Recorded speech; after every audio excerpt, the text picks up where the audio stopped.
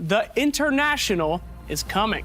The world's best Dota 2 teams fighting for their chance to be forever remembered as the greatest players of all time. Each team and player bringing with them a unique story to share.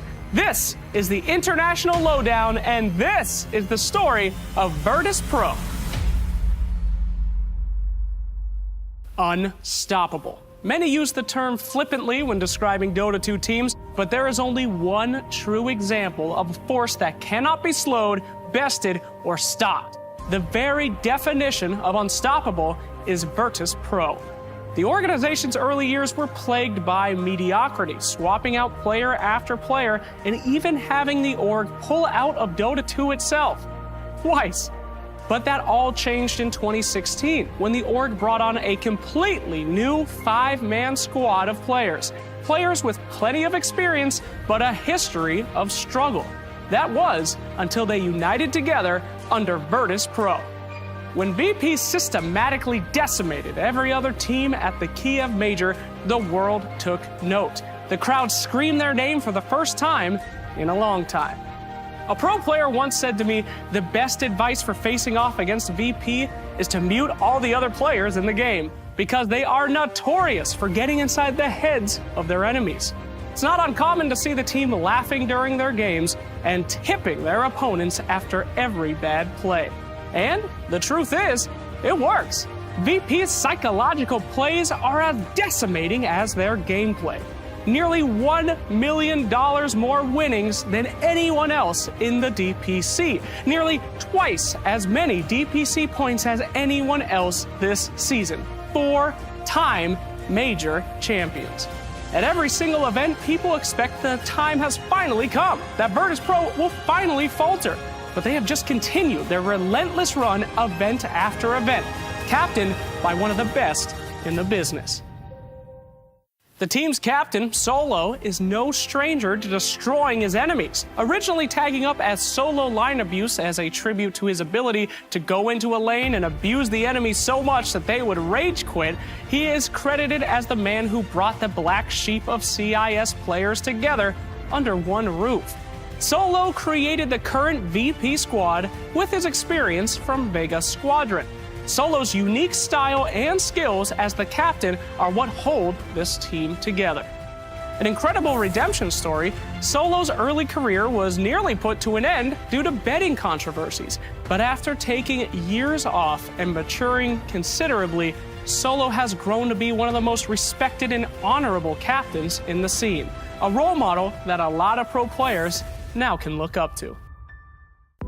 The Russian Dota prodigy Ramsey's skills were discovered at a very young age, only 15 years old, when he took part in his first tournament. Many considered him to be a devil to play against in their pub games, giving him the tag 666 as a result. Ramsey's early career mostly consisted of being bought and sold from team to team, each hoping that the demon could save their failing squads. But instead, he would be their shining star until the team inevitably imploded. Excelling at high-risk, high-reward heroes, Ramses thrives under pressure. And if someone's looking for Ramses, they typically leave in a body bag. Though one of the youngest players at this year's International, he is by far one of the most feared. Nine Pasha is the team's offlaner, but saying that hardly does him any justice. Originally a world-class carry player, Nine Pasha excelled at the position, but claimed it was boring. There just wasn't enough opportunities to kill his enemies. He decided later to become an offlaner and a roamer, using the skills he developed as a carry to hunt down and murder anybody in his way. When asked if he ever feels like the superstar that he is, and if all these winnings he has achieved have gone to his head, his answer is relatively simple. I am no star, and all that matters to me is the International. A man of duty and conviction, and apparently insane bloodlust. For no one, the International has always been all that mattered. Originally getting into Dota 2 after watching Na'Vi win the first International and begging his friends for a beta key, no one's mission has always been to go to TI. Going so far as to ditch his own prom for the International Open qualifiers. No one is a man who lives and breathes the TI dream. When mid players are asked who they're most afraid of in this world, they typically whisper, no one. Warming up to Western audiences considerably over the last few years, no one is becoming the link between the CIS and the West, and we couldn't be happier.